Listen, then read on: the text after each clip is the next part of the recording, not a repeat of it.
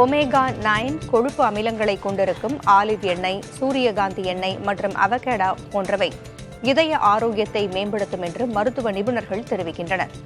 ஒமேகா-9 கொழுப்பு அமிலங்கள் உடலில் உள்ள கெட்ட கொழுப்புகளை குறைத்து நல்ல கொழுப்பை அதிகரிக்க செய்வதாகவும் கூறுகின்றனர். பாதாம், முந்திரி, வேர்க்கடலை போன்ற விதைகளிலும் ஒமேகா-9 இருப்பதால் அவற்றை உண்பது சரும நலன் மற்றும் அறிவாற்றலுக்கு நல்லது என்கிறார்கள். முக்கியமாக இந்த ஒமேகா-9 கொழுப்பு அமிலங்கள் இன்சுலின் செயல்திறனை உயர்த்தி டைப் 2 நீரிழிவு நோயின் தாக்கத்தை குறைப்பதாகவும் மருத்துவர்கள் கூறுகின்றனர்.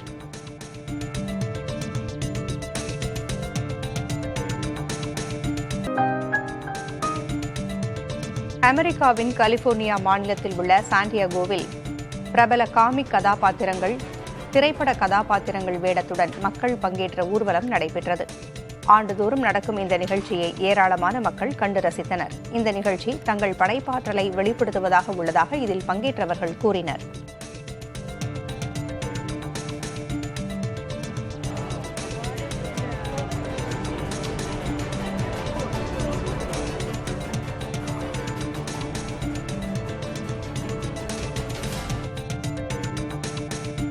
ஆப்பிரிக்க நாடான தான்சானியாவில் வனவிலங்குகளை காண புதுமையான ஏற்பாடு செய்யப்பட்டுள்ளது. வானில் வாயு நிரப்பப்பட்ட பலூனிலிருந்து விலங்குகளின் நடமாட்டத்தை பார்க்கும் வசதி ஏற்படுத்தப்பட்டுள்ளது. வானில் இருந்து பறவை போல வனவிலங்குகளை பார்ப்பது புதிய அனுபவமாக இருந்ததாக இதில் பயணித்தவர்கள் தெரிவித்தனர். இந்த புதிய அனுபவத்தை பெற பல நாடுகளிலிருந்தும் தான்சானியாவிற்கு சுற்றுலா பயணிகள் வருகின்றனர்.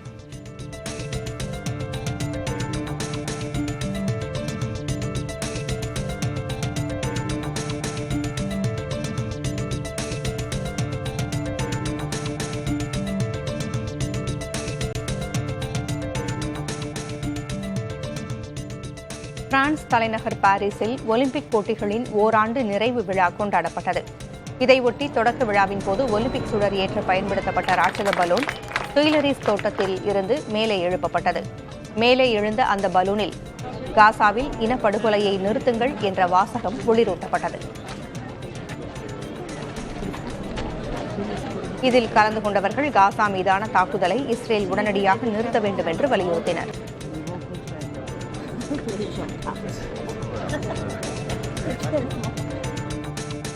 வடகொரியாவில் போர் வெற்றி தினம் உற்சாகமாக கொண்டாடப்பட்டது. தலைநகர் பியாங்யாங்கில் மக்கள் ஆடல் பாடலுடன் கொண்டாட்டங்களில் ஈடுபட்டனர். கண்கவரும் வான வேடிக்கைகளும் நடத்தப்பட்டன. போரில் இறந்தவர்களின் நினைவிடத்தில் அஞ்சலி செலுத்திய அதிபர் கிம் ஜாங் உன் அமெரிக்காவின் ஆதிக்கத்தை எதிர்க்கும் போரில் வெற்றி பெறுவோம் என உறுதிமொழி எடுத்தார். 1953ஆம் ஆண்டு ஜூலை 27ஆம் தேதி அமெரிக்கா மற்றும் சீனாவுடன் போர் நிறுத்த ஒப்பந்தத்தில் வடகொரியா கையெழுத்திட்டது. இதையே போர் வெற்றி தினமாக வடகொரியா அனுசரித்து வருகிறது.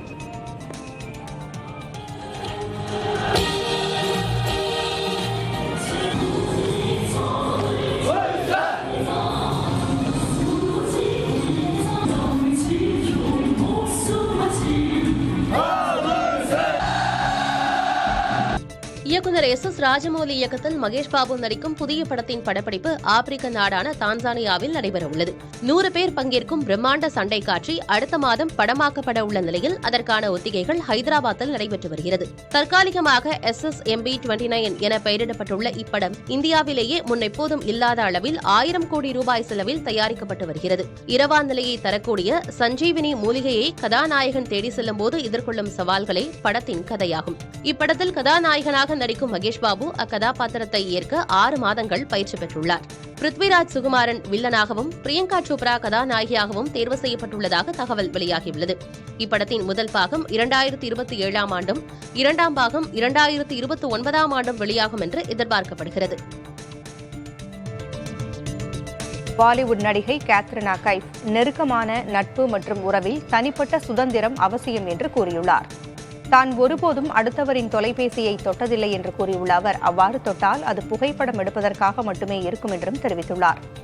உறவுகளுக்குள் நம்பகத்தன்மை அவசியம் என்று கூறியுள்ள அவர், தொலைபேசியை உளவு பார்ப்பது நம்பகத்தன்மையை அழித்துவிடும் என்று கூறியுள்ளார்.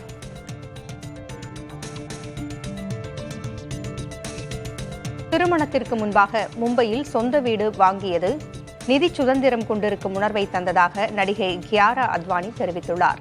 மும்பையில் குடியிருப்புகளின் விலைகள் விண்ணை முட்டும் அளவிற்கு உயர்ந்து வரும் நிலையில் அங்கு வீடு வாங்கியது முதன்முறையாக சாதித்த உணர்வை தந்ததாகவும் நினைவு கூர்ந்திருக்கிறார். தற்போது திருமணமாகி பெண் குழந்தைக்கு கியாரா அத்வானி தாயாகி இருப்பது குறிப்பிடத்தக்கது. அவர் நடித்துள்ள வார் 2 திரைப்படம் அடுத்த மாதம் 14ஆம் தேதி வெளியாகிறது. டீ மற்றும் காஃபியுடன் சில உணவுகளை சேர்த்து சாப்பிடக்கூடாது என்கிறார்கள் உணவியல் நிபுணர்கள். குறிப்பாக டீ மற்றும் காஃபியுடன் எண்ணெயில் பொரித்த உணவுகளை சாப்பிட்டால் வயிற்றில் அமிலம் அதிக அளவு சுரந்து அஜீரணத்தை ஏற்படுத்தும் என்கின்றனர். அதேபோல டீ காஃபியுடன் இரும்புச்சத்து நிறைந்த பச்சை காய்கறிகள், சாலட் போன்றவற்றை சாப்பிடக்கூடாது என்று அறிவுறுத்துகின்றனர்.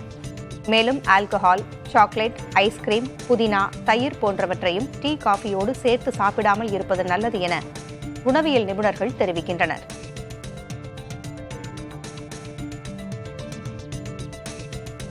நாள்தோறும் வெறும் வயிற்றில் ஆரஞ்சு ஜூஸ் அருந்துவது நல்லதல்ல என்று மருத்துவ நிபுணர்கள் எச்சரிக்கின்றனர். வெறும் வயிற்றில் ஆரஞ்சு ஜூஸ் அருந்தினால் நெஞ்செரிச்சல், அசிடிட்டி மற்றும் வயிறு சம்பந்தமான பிரச்சனைகள் ஏற்படலாம் என்று அவர்கள் கூறுகின்றனர். வாயு தொல்லை மற்றும் வயிற்றுப்போக்கிற்கு வழிவகுக்கலாம் என்றும் இரத்தத்தில் சர்க்கரை அளவு அதிகரிக்கலாம் என்றும் தெரிவிக்கின்றனர்.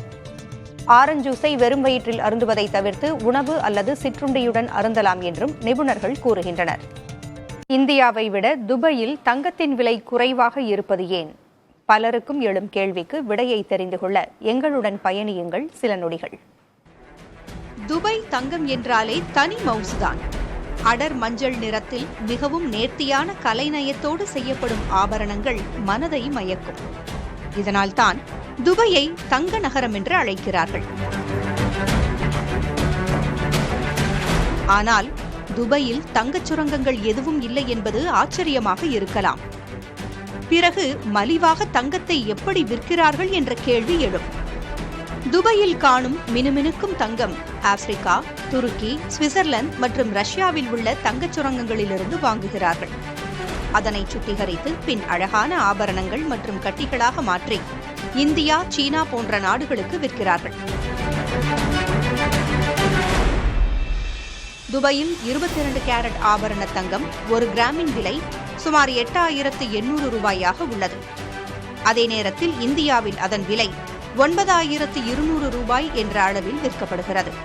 அதாவது 1 கிராமிற்கு 400 ரூபாய் குறைவு. இந்தியாவோடு ஒப்பிடுகையில் துபாயில் 1 சவரன் தங்கம் வாங்க 3,200 ரூபாய் விலை குறைவாக கிடைக்கிறது. இதற்கு ஜிஎஸ்டி இல்லாதது, வரி இல்லாத ஷாப்பிங் செய்வது, காலக்கெடுவுக்குள் முழு மதிப்பு கூட்டப்பட்ட வரியை திரும்பப் பெற முடியும் என்பதாலும் துபாயில் தங்கத்தின் விலை குறைவாக இருப்பதாக கூறப்படுகிறது. அதே நேரம் துபாயிலிருந்து தங்கத்தை வாங்கி வருவது அவ்வளவு எளிதல்ல. இந்திய பெண்கள் மற்றும் குழந்தைகள் 40 கிராம் வரையிலான தங்கம் அல்லது 1 லட்சம் ரூபாய் வரையிலும், ஆண்கள் 20 கிராம் தங்கம் அல்லது 50,000 ரூபாய் வரையிலான தங்கத்தை எந்த வரியும் செலுத்தாமல் கொண்டு வர முடியும். இதற்கு மேலான அளவில் துபாயிலிருந்து தங்கத்தை கொண்டு வருவதற்கு 3% முதல் 10% வரை சுங்க வரி செலுத்த வேண்டியிருக்கும். இந்தியாவில் தங்கத்திற்கு ஹால்மார்க் அவசியம் போல துபாயில் மத்திய ஆய்வகத்துறையின் பரீக் சான்றிதழ் இருக்கிறதா என்று கவனித்து தங்கம் வாங்கலாம். புதிய தலைமுறைக்காக கௌசல்யா. சாதனை நாயகன் சச்சினின் சாதனையை இங்கிலாந்து வீரர் ஜோ ரூட் முறியடித்தால் ஆச்சரியப்படுவதற்கு ஒன்றுமில்லை என அந்த அணியின் துணை கேப்டன் ஒலி போப் தெரிவித்திருக்கிறார். சத்தமில்லாமல் சச்சினின் சாதனையை நோக்கி விரைந்து கொண்டிருக்கும் ரூட்டின் பயணத்தை சற்று திரும்பி பார்க்கலாம். 2013ஆம் ஆண்டு தமது 40வது வயதில் சர்வதேச கிரிக்கெட்டிற்கு ஓய்வு கொடுக்கிறார் சச்சின் டெண்டுல்கர். ஏறக்குறைய ஓராண்டுக்கு முன் இந்திய அணியுடனான டெஸ்ட் போட்டியின் மூலம் சர்வதேச கிரிக்கெட்டில் காலடி வைக்கிறார் ஜோசப் எட்வர்ட் ரூட். இன்று சச்சினின் சாதனையை நெருங்கிக் கொண்டிருக்கிறார். இந்திய அணியுடனான மான்செஸ்டர் டெஸ்ட் போட்டியில் 150 ரன்கள் குவித்ததன் மூலம் சர்வதேச டெஸ்ட் போட்டிகளில் அதிக ரன்கள் குவித்தோர் பட்டியலில் 2வது இடத்திற்கு முன்னேறியுள்ளார் ரூட். 13,378 ரன்கள் குவித்திருக்கும் ரிக்கி பாண்டிங்கை பின்னுக்கு தள்ளி 13,409 ரன்களோடு 2வது இடத்தில் இருக்கிறார் ரூட். தமது 157வது போட்டியில் இச்சாதனையை நிகழ்த்தியிருக்கிறார் இவர். 200 போட்டிகளில் விளையாடியுள்ள சச்சின் 15,921 ரன்களை குவித்திருக்கிறார். சச்சினை விட 2,500 ரன்கள் என்ற அளவில் பின்தங்கியிருக்கிறார். தற்போது ரூட்டின் வயது 34 உள்ளது. இதே ஃபார்மை தொடர்ந்தால் புதிய உலக சாதனை ஜோ ரூட்டிற்கு சாத்தியமே. செய்திகளை இனி அடுத்தடுத்து பார்க்கலாம். அமெரிக்காவிற்கு ஏற்றுமதியாகும் ஸ்மார்ட் போன்களில் இந்தியாவின் பங்கு கணிசமாக உயர்ந்துள்ளது. 2025ஆம் ஆண்டின் முதல் 5 மாதங்களில் அமெரிக்காவிற்கு ஏற்றுமதியான ஸ்மார்ட் போன்களில் 36% இந்தியாவில் தயாரிக்கப்பட்டவை. இது 2024இல் வெறும் 11%ஆகவே இருந்தது. அதே நேரத்தில் அமெரிக்காவிற்கான ஸ்மார்ட் போன் ஏற்றுமதியில் சீனாவின் பங்கு 82%இலிருந்து 49%ஆக குறைந்துள்ளது. ஜனவரி முதல் மே மாதம் வரையிலான காலகட்டத்தில் அமெரிக்காவிற்கு இந்தியாவிலிருந்து $9.35 பில்லியன் மதிப்பில் 2.1 கோடி ஸ்மார்ட் போன்கள் ஏற்றுமதி செய்யப்பட்டுள்ளன. இது கடந்த ஆண்டை விட 3 மடங்கு அதிகம். ஆப்பிள் ஐபோன்களின் உற்பத்தி இந்தியாவில் அதிகரித்ததுதான் இந்தியாவின் ஏற்றுமதி அதிகரிப்பதற்கு முக்கிய காரணம். ஆப்பிள் நிறுவனம் தனது உலகளாவிய ஐபோன் உற்பத்தியில் 20%ஐ தற்போது இந்தியாவில் மேற்கொள்கிறது. அமெரிக்க அதிபர் டொனால்டு டிரம்ப் இந்தியாவில் தயாரிக்கப்படும் ஐபோன்களுக்கு 25% வரி விதிப்பேன் என்று எச்சரித்துள்ளார். இருப்பினும் ஆப்பிளின் ஒப்பந்த உற்பத்தியாளரான ஃபாக்ஸ்கான் இந்தியாவில் $1.49 பில்லியன் முதலீடு செய்ய உள்ளதால் ஆப்பிளின் இந்திய விரிவாக்க திட்டங்கள் தொடரும் என்று எதிர்பார்க்கப்படுகிறது.